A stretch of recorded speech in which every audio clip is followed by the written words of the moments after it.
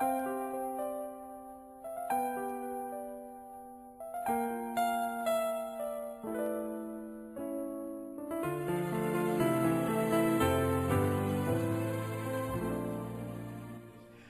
en su capítulo 5, vamos a leer el versículo 6, 7 y 8, y así usted podrá ocupar su lugar.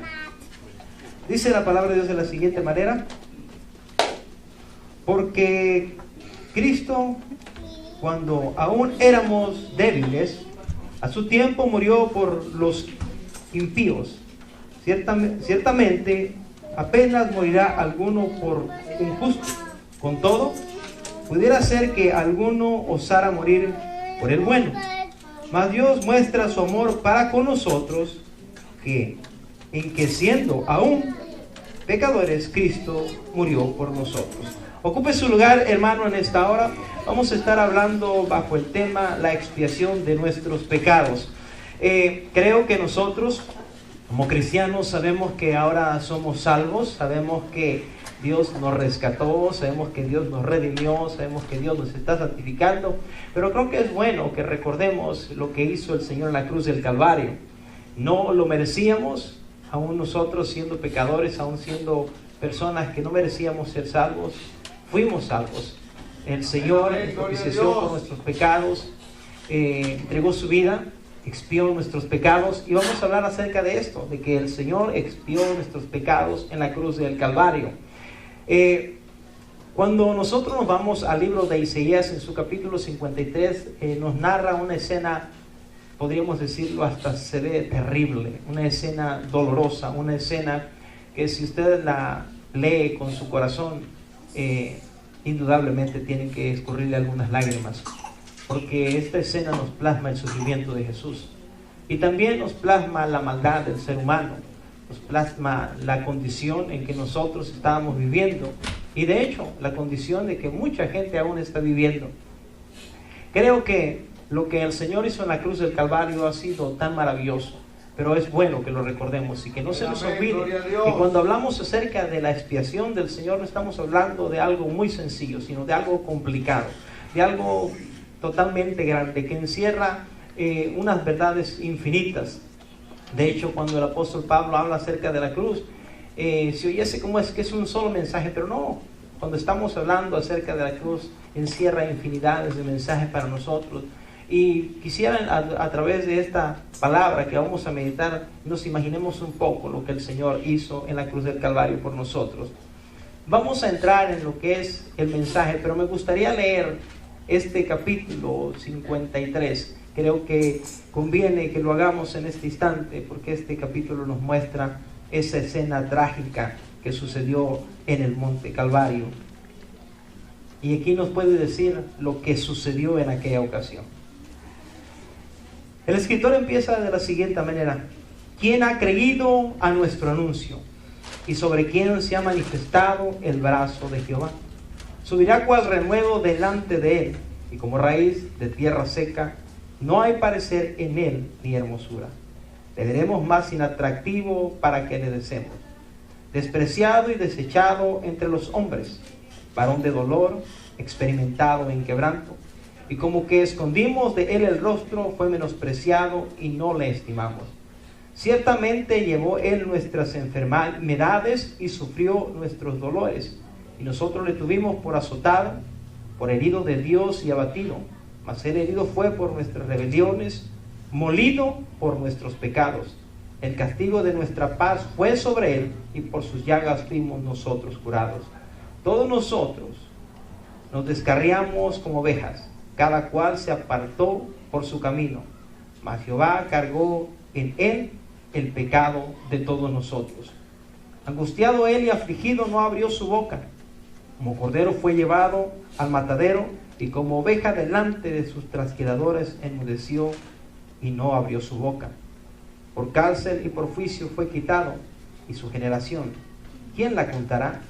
Porque fue cortado de la tierra de los vivientes, y por la rebelión de mi pueblo fue herido.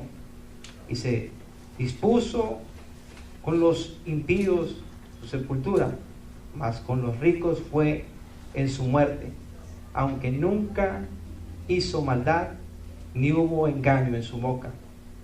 Con todo eso, Jehová quiso quebrantarlo, sujetándole a padecimientos. Cuando haya puesto su vida en expiación por el pecado, verá linaje, vivirá por largos días, y la voluntad de Jehová será en su mano, prosperada.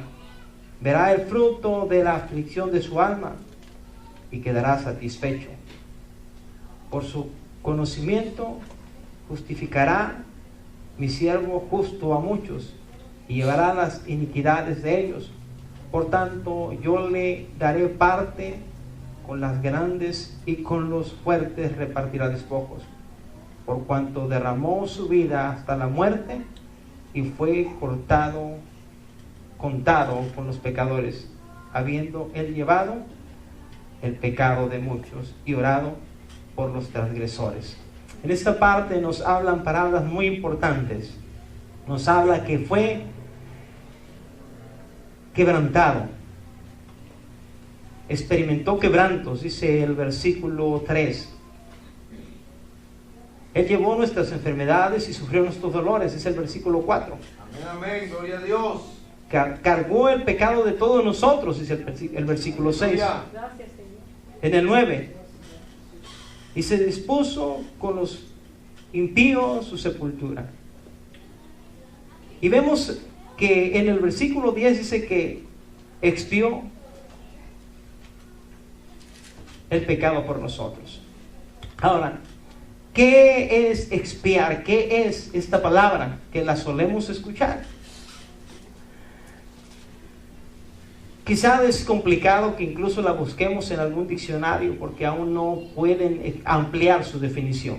Pero vamos quizá a usar algunas palabras para que podamos entender lo que significa expiar. La palabra expiar significa cubrir. La palabra expiar significa reparar o arreglar algo mal hecho. ¿Sabe? Cuando nosotros como seres humanos fallamos, hicimos algo erróneo. Y cuando hicimos algo erróneo, alguien tenía que repararlo. Todos entendemos el pecado original, todos sabemos que la humanidad cayó en pecado desde que Adán y Eva estaban en el huerto. Pero vemos que desde ese instante el Señor empezó a hacer esta práctica. La expiación es un plan perfecto del Señor para componer lo que está descompuesto, para reparar lo que está quebrado, para restaurar lo que en este instante nos sirve. Miren, cuando vamos al libro de Génesis, al principio, todos sabemos que en el capítulo 3 vemos que ahí Adán y Eva pecan. Dijimos que la definición o una de las definiciones de expiar es cubrir. Y todos sabemos que cuando Adán y Eva caen en pecado, lo primero que ellos sienten es que están desnudos. Ellos sienten el pecado, ellos pueden percibir que ellos han pecado. La Biblia nos narra que ellos salen corriendo y se ponen algunas hojas de higuera para cubrir su desnudez, para cubrir su pecado. Pero ellos mismos saben que no es suficiente. Ellos mismos se siguen escondiendo. Ellos, aunque habían tratado de ocultar lo que ellos habían hecho dentro de su interior, ellos sabían que habían hecho algo mal. Mire, el Señor puso dos cosas maravillosas en nosotros los seres humanos. Puso muchas, pero quiero nombrar dos. Puso la eternidad en nosotros y puso su ley en nuestros corazones. Son dos cosas que irán con nosotros por la eternidad. Él puso una eternidad en cada uno de nosotros, pero también puso las leyes. Apóstol Pablo habla en el libro de Romanos acerca de aquellas personas que no conocen de Dios, que Dios le puso una conciencia para que ellos sepan cuando están haciendo cosas buenas o cuando están haciendo cosas malas. Nosotros sabemos que en el libro de Génesis no se había dado la ley, solo se había dado un mandato. Pero ellos cuando quebrantaron ese mandato sabían que habían pecado delante de Dios y que no podían resolver ninguno de sus problemas a través de lo que ellos hicieran, porque no se puede hacer. Y eso es lo que significa la necesidad de la expiación. La necesidad de que el Señor pueda reparar lo que nosotros hemos descompuesto. Quiero poner un ejemplo para aquellos que quizás se compliquen al explicar esto o no tengan las palabras suficientemente adecuadas para explicarlo. Déjenme usar algún ejemplo. Quizás sea un ejemplo muy simple, muy sencillo, pero quiero con este ejemplo tratar de hacerle entender la necesidad de la expiación del Señor en nosotros. Imagínense que una persona nueva va a una panadería donde hay un panadero o una persona que hace pasteles muy profesional y que todas las personas van a comprar sus pasteles. Y esta persona joven llega con el deseo de aprender. Pero cuando va entrando se da cuenta que hay un pastel ya hecho, que vale $1,000. Pero no solamente vale $1,000, sino que el sabor que tiene ese pastel es especial porque esa persona que lo hizo tiene un ingrediente secreto que nadie lo conoce. Y llega este joven y sin darse cuenta viene y destruye ese pastel. Sale corriendo de la tienda y busca $1,000 para comprar todas las cosas necesarias para volver a hacer un pastel. Pero al terminar de hacer ese pastel, la gente que lo prueba sabe que no tiene ese ingrediente. Así que ese joven sale corriendo nuevamente y vuelve a conseguir otros $1,000 para volver a hacer otro pastel. Para este instante él ya está debiendo $3,000 porque debía el pastel que quebró, debía los $1,000 que consiguió para hacer el segundo y va con el tercero. Pero así se podía pasar toda su vida consiguiendo $1,000 diarios y él no podría hacer el pastel. Y cada vez, entre más intentara hacer ese pastel, más endeudado estaría. ¿Sabe? Nosotros, la humanidad, estamos de la misma manera. Nosotros hemos quebrantado las leyes del Señor. Y por más que nosotros busquemos a nuestro alrededor cómo repararlas, entre más busquemos cómo reparar las cosas que hemos hecho mal, más nos endeudamos con el Señor. Y de esta manera podemos simplificar lo que significa la necesidad de que alguien pudiera expiar nuestros pecados. Regresemos a ese ejemplo del panadero. ¿Cuál sería la solución más rápida para que ese pastel fuera creado? Humillarse delante de aquel que lo hizo y decirle: ¿sabes qué? Destruí tu pastel. Solo tú lo puedes hacer. Por favor, haz un pastel nuevo. Pero a veces en el ser humano, lleno de orgullo, piensa que él puede hacer las cosas. Y se le olvida que no podemos hacer las cosas nada si no es por el Señor. Así que con este ejemplo podemos ver la necesidad de que fueran expiados, fueran cubiertos, fueran transformados nuestros pecados. Miren, como seres humanos no podemos ser perfectos, lo entendemos. El Señor sabe nuestra necesidad de Él. El Señor sabe que nosotros no podíamos ser salvos, no podíamos reparar lo que habíamos destruido. Así que el Señor crea un plan muy especial para esto. Y desde el principio el Señor nos muestra cómo ese plan ha estado siempre ahí. Nosotros como cristianos hablamos hoy de la cruz de Cristo, pero mucho antes de que Jesús viniera, ese plan ya estaba. Y lo hemos visto, vemos como cuando estos varones o esta pareja, Adán y Eva, pecan, viene el Señor y sacrifica a aquel cordero para ponerles vestiduras. Entendimos que para que ellos fueran cubiertos tuvo que haber un sacrificio.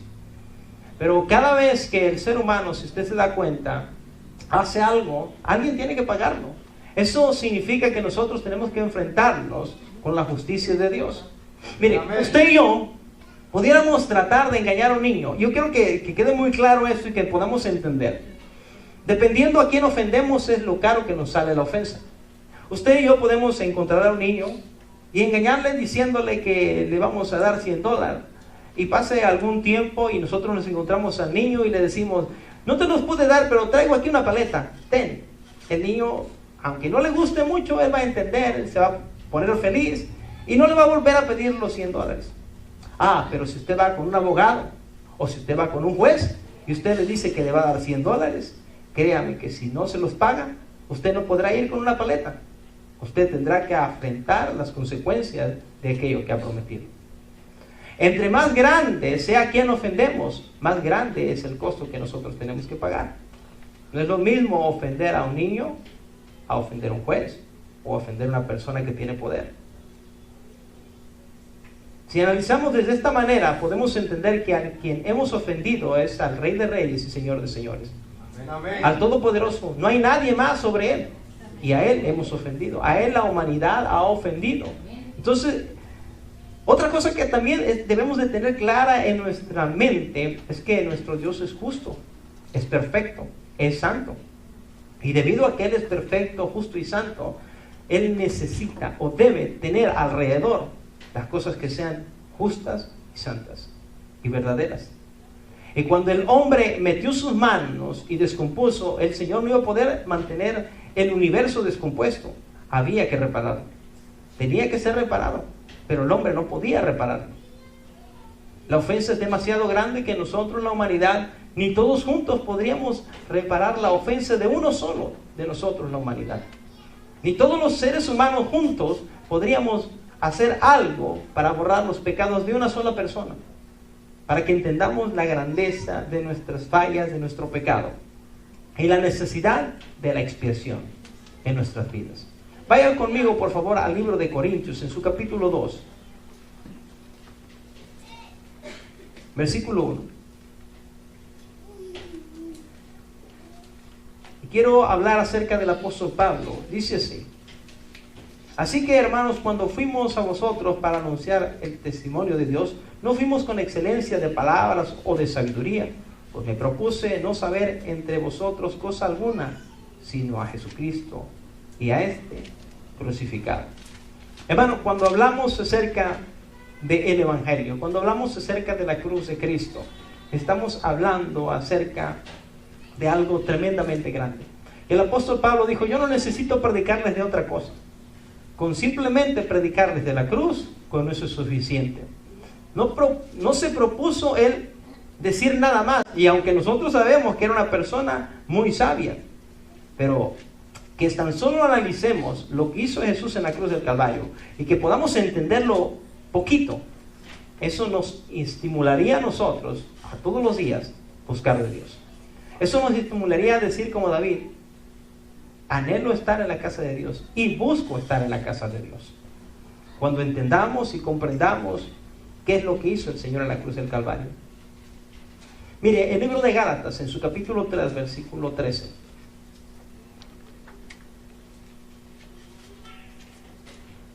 Dice el versículo así: Cristo nos redimió de la maldad, de la maldición de la ley, hecho por nosotros maldición, porque está escrito: maldito todo aquel que es colgado en un madero. Y aquí va más profundo, porque el Señor no solamente iba a reparar nuestros errores, iba a ocupar nuestro lugar, iba a ser maldito, dice la palabra de nuestro Dios.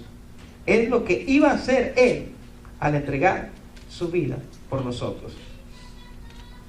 Nosotros entendemos y sabemos de la palabra que a nadie le gusta casi escuchar, pero es el final de todo pecador. Hay un lugar reservado para todo aquel que no puede reparar lo que ha hecho mal. Cuando algo hacemos mal aquí en la tierra, vamos a prisión. Cuando algo hacemos mal como niños, vamos al cuarto de papá. Pero cuando alguien hace algo malo, hablando en el área espiritual, hay un lugar llamado infierno que está reservado para aquel que no puede reparar sus cosas sobre esta tierra. Y todos sabemos que no podemos hacerlo nosotros. Nadie de nosotros podemos hacerlo. Así que era nuestro destino. Pero el Señor, en su infinita misericordia, y sabiendo que la ira de Jehová Dios tenía que ser aplacada, Él entregó su vida por nosotros en la cruz del Calvario. Mire, Primera de Tesalonicenses, en su capítulo 1, versículo 10.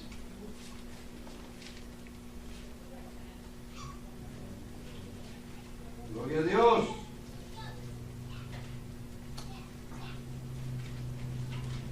Dice así: esperarán en los cielos a su Hijo, al cual resucitó de los muertos, a Jesús, quien nos libró de la ira venidera. Hablar acerca de la ira de Dios no se nos hace cómodo a nosotros, los seres humanos. Hablar del amor de Dios sí se nos hace muy atractivo, pero en realidad, como hemos hablado en el pasado, la ira del Señor no es la ira que nosotros poseemos. La ira del Señor es perfecta, la ira del Señor es santa, la ira del Señor es llena de amor. No lo podemos entender porque nosotros, cuando vemos a alguien airado, jamás pensaremos que tiene amor. Es algo que nuestra mente no puede comprender. Pero cuando hablamos acerca de nuestro Creador, de nuestro Señor, Él tiene una ira santa, una ira llena de amor, pero al fin es ira. Y Jesús, a través de la expiación que hizo por nosotros, nos libró de esa ira. Tomó el lugar de nosotros. Usted y yo merecíamos estar en el lugar de Él. Y por eso leímos Isaías capítulo 53, para que creamos en nuestra mente una escena de qué es lo que nos tocaba a nosotros padecer, qué es lo que nos tocaba a nosotros sufrir. Pero el Señor puso su vida por nosotros. Segunda de Corintios, en su capítulo 5, versículo 18.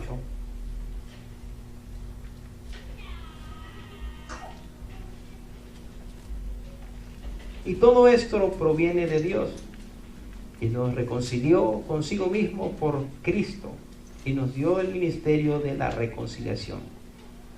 Que Dios estaba en Cristo reconciliando consigo al mundo, no tomándoles en cuenta a los hombres sus pecados, y nos encargó a nosotros la palabra de la reconciliación. En este versículo nos muestra el amor de Dios, y en ese versículo nos muestra la ira de Dios. Ahorita vamos a ver cómo. Todos entendemos que había un plan perfecto para salvarnos a nosotros. Y cuando hablamos acerca del plan perfecto, siempre hablamos del Cordero de Dios que quita el pecado del mundo, Jesús. Y miramos a Jesús en la cruz del Calvario, entregando su vida por nosotros. Y sabemos que en ese instante la ira de Dios cayó sobre Él. Y si viésemos desde esa perspectiva, nosotros nos imaginaríamos que Dios no tiene misericordia y que quizás Dios no nos ama, porque eso pensamos los seres humanos cuando alguien es castigado. Los niños principalmente piensan cuando papá le pega que no lo ama. Pero en esta parte, en el versículo que hemos leído, vemos que era el plan perfecto. Dios, el versículo 19, estaba con Cristo en ese mismo instante. Estaban de acuerdo para que fuésemos reconciliados.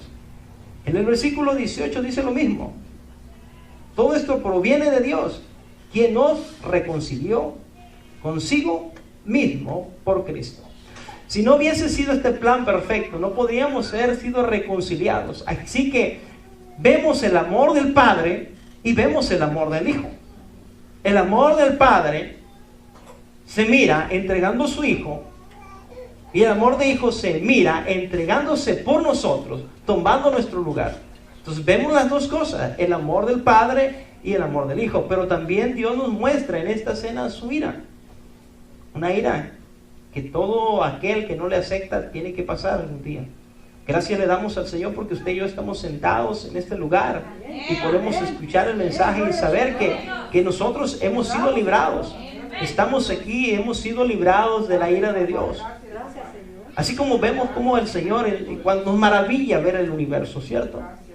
Quizás no podemos mirarlo todo lo que es el universo, pero lo que la ciencia ha alcanzado, y usted gasta un poco de tiempo, usted queda maravillado en ver el universo, cómo se mueve tan perfecto. Todo lo que existe es perfecto. No hay nada que se equivoque, no hay nada, no hay un día que no salga el sol. No hay un día que se atrase el universo. Perfecto. Mejor que nuestros relojes, mejor que lo que podemos medir. Pero así como es perfecto el universo, también es perfecta su justicia. Y nosotros no podíamos alcanzar su justicia a menos que Jesús estuviera en medio del asunto. Creo que lo que podíamos quedarnos en nuestra mente en este instante es que no podíamos pagar esta deuda. No podíamos pagarla. Otra cosa importante es que nadie podía pagarla por nosotros tampoco. Que el Señor Jesús era el único perfecto para poder pagar esta deuda. Porque la ofensa es demasiado grande. No ofendimos a un ángel. No ofendimos a un querubín. No ofendimos a un serafín. Ofendimos al Rey de Reyes y Señor de Señores. Pero lo maravilloso es que Dios muestra su amor, que aún siendo nosotros pecadores, Él murió por nosotros. Usted y yo no lo merecíamos. No lo merecemos. pero estamos aquí por la gracia de Dios. Y el Señor entregó su vida por nosotros, ocupó su lugar. Si nosotros pudiéramos traer a memoria todos nuestros pecados, algunos sencillamente al mencionarlos nos daría vergüenza.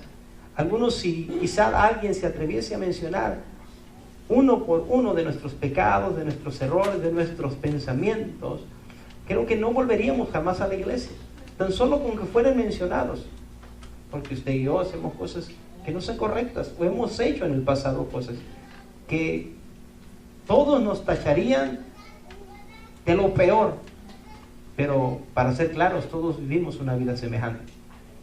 Nadie ha sido mejor que el otro. Todos hemos hecho cosas malas. Pero el Señor entregó su vida, se puso por usted y por mí. Eso es lo que significa la expiación. En primer lugar, Él tomó nuestro lugar, nos sustituyó a nosotros. Por eso se llaman vicario, porque vicario es una persona que ocupa el lugar de otra persona.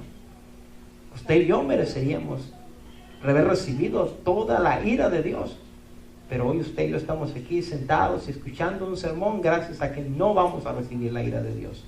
Estamos esperanzados de que aquel que nos llamó va a cumplir su trabajo en nosotros, y nosotros un día nos gozaremos con Él. Pero creo que es importante que no se nos olvide, en primer lugar, que Él tomó el lugar de nosotros, nos sustituyó a nosotros. Usted debía de estar ahí.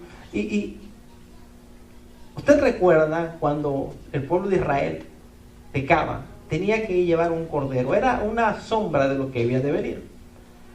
Pero yo no sé qué tan corazón tengamos nosotros, pero en mi caso, creo que en el caso de usted, cuando miras un pequeño animalito y lo ves sufriendo, tu corazón se siente, ¿cierto? Imagínese que estés viendo a alguien que está ocupando tu lugar, y no simplemente está ocupando tu lugar, sino que Él no había pecado, que Él no había hecho nada indebido y que lo ocupó por ti. Es más, nosotros, sin duda alguna que era un plan perfecto, porque incluso la humanidad cuando hacemos algo malo, regularmente esto nos pasa en la escuela cuando somos niños, cuando hacemos algo malo o cuando hacemos algo malo en la casa, a veces hay maestros o personas o padres que usan esta técnica. Paran a todos enfrente y le preguntan ¿quién lo hizo? Nadie quiere contestar. Dice, ¿quién lo hizo? Nadie vuelve a contestar. Entonces dice, bueno, les vamos a pegar a todos porque alguien de aquí lo hizo. Y cuando aquella persona que hizo lo malo ve que un inocente va a recibir su castigo, sale rápido de la fila y dice, no les pegues, yo lo hice. Porque a pesar de que somos malos, sentimos que no debía de pagar esa persona lo que nosotros hemos hecho. En ese caso, el Señor, no había otra solución. Nosotros no podíamos salir de la fila y decir, no lo lastimes, yo fui. Él tenía que morir por nosotros. Pero yo creo que eso lo debemos de valorar, porque nosotros no podíamos salir de la fila. Nosotros, aunque hubiésemos querido, no podíamos salir, porque no podíamos pagar la deuda que teníamos con el Señor. No podíamos pagarla. Y no podemos pagarla. Y si estamos aquí, no estamos haciendo cosas porque estamos pagando, sino en una señal de agradecimiento por su gran bondad, por su gran misericordia, por su gran amor que ha tenido para con nosotros. Porque no merecíamos que alguien hiciera algo por nosotros. Hoy nos conocemos usted y yo, y que usted haga algo por mí, o quizás yo haga algo por usted. Pero ¿sabe por qué lo haría? Porque usted es una nueva criatura, porque usted ya no es como era antes, porque usted se porta diferente. Pero quizás si usted lo hubiera conocido antes, usted no daría nada por mí. Y quizás yo de la misma manera, si lo hubiera conocido como era usted antes, tampoco no metería las manos al fuego por usted. Pero debido a que ahora somos personas que estamos caminando en el camino del Señor, ahora podemos admirar algunas cosas que algunos de nosotros tenemos.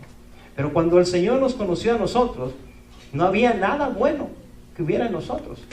No había absolutamente nada bueno que hubiera en nosotros. Ahora, Él, a través de este acto que hizo de expiación, solo quizás vamos a avanzar otro punto. Él nos justificó. Usted y yo teníamos un letrero que decía que éramos injustos, éramos pecadores. No éramos rectos, éramos ilegales delante del Señor, éramos injustos, éramos culpables, éramos sucios, éramos imperfectos. Eso éramos nosotros. Dice la palabra de nuestro Dios que aún las cosas buenas que pudiéramos hacer son como un trapo de inmundicia delante de Él.